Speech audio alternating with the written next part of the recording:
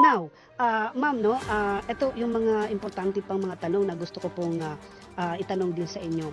Merong lumabas na, I think, hindi ko alam kung batas na alam mo yun, pag nabili baga ang isang elderly sa, let's say, butika o drugstore, may pinipresent pa sila ng mga booklet.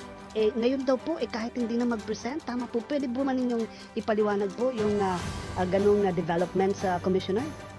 Napakaganda ng tanong mo again, Jude, and ito ay naaangkop din kasi nitong Pasko ay inilabas ng Department of Health ang ating administrative order na tinatanggal nila yung requisitos na dalhin ang purchase booklet. So it's administrative order, ma'am. Yes, it's an Okay. administrative order kasi tandaan natin, ang nangangasiwa nito sa 20% discount plus 12% sa mga gamot ay ang Department of Health. Okay. So sila din kasi ang naglagay nung requirement na yan, nung kapanahunan. So kailangan manggagaling din sa kanila yung pagtanggal niya. Ayun. Pero heto nung July, nung heto ay pinagpupulungan namin yan, ay tayo ay nabigyan din ng pagkakataon magbigay ng position paper on the removal of the presentation of purchase booklets. At ito nga ay isang adhikain din at ginawang batas ng ating mga mambabatas para sa senior citizens. So ang ating position paper noon at hanggang ngayon, ganoon pa rin ang paninindigan natin na kami ay kasama nila na dapat tanggalin ito. Subalit, meron kami dong idinagdag na sana ma-develop natin yung QR code system. Or kaya naman, magkaroon ng database talaga ng lahat ng mga nakakatanda sa buong Pilipinas na maa-access ng ating mga butika, ng mga pharmaceuticals, para ito makita din talaga nila na heto yung kanyang mga gamot na iniinom, heto yung kanyang mga kailangan niya. Subalit, in lieu of that QR code, dahil andyan naman na yan, ang mahalaga dito ay kailangan dalhin ng isang nakakatanda ang kanyang reseta. At yung reseta niya na isinulat ng doktor niya, ano yung mga gamot na kailangan niya, ano yung quantity, at para malaman din at mabigyan din ng monitoring yung ating mga binibili. Opo, so kailan ito mag-uumpisa, take effect, itong sinasabi po ninyo, Commissioner? And tawag ito, so wala nang ipapakita, ma'am, ha? Wala nang booklet na ibibigay sa mga drugstore. In principle, again, dahil naglabas na nga ng administrative order ang Department of Health bago magpasko, it should have taken effect already. So, ang kailangan na lang natin dalhin ay ang ating reseta, the prescription coming from your attending doctor, at hanggat maaari updated ito. Huwag yung isang taon ng reseta niya sa iyo, Oo naman.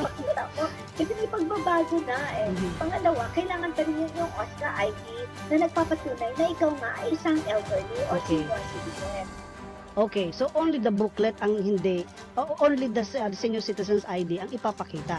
Hindi na yung Kasama ng prescription. kasama ng prescription. Alright.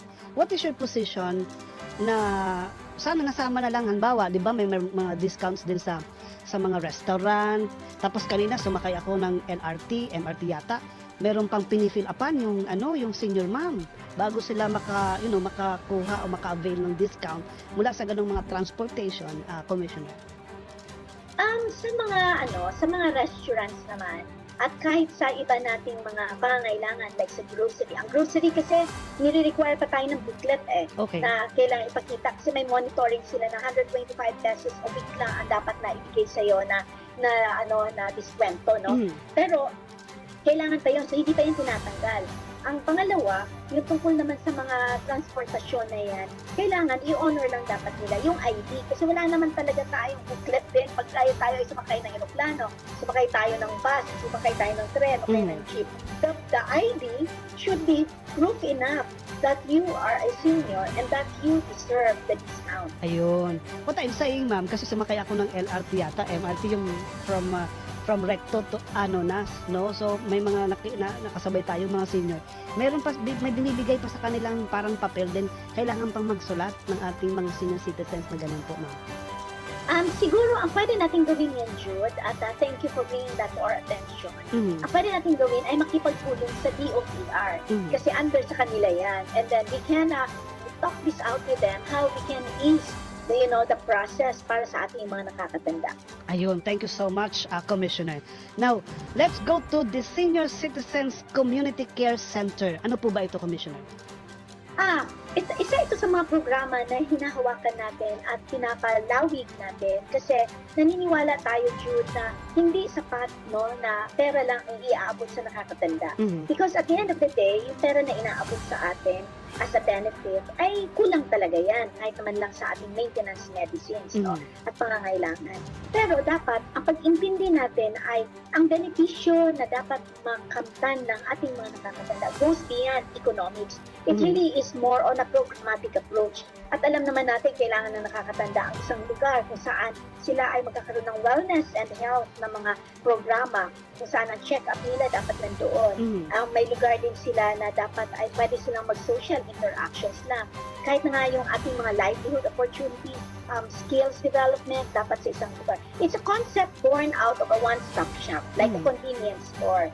So ito ay ating isinusulong at natutuwa tayo na ating mga local government units ay happy naman na naintindihan nila kung saan ang programa ng gobyerno pwede palang ilagay sa isang lugar lang. Mhm. So meron na tayong pilot areas nito, Jude, dyan sa Moalboal sa probinsya ng Cebu. Mhm. Meron din tayo sa Kabatuan sa Iloilo Province. Mhm. Meron din tayo sa Malaybalay City sa probinsya ng Bukidnon. So, isinusulong natin to na sana ma-embrace ng ating mga local government units upang ito, lahat ng programa para sa nakakatanda ay nandun lang sa isang lugar.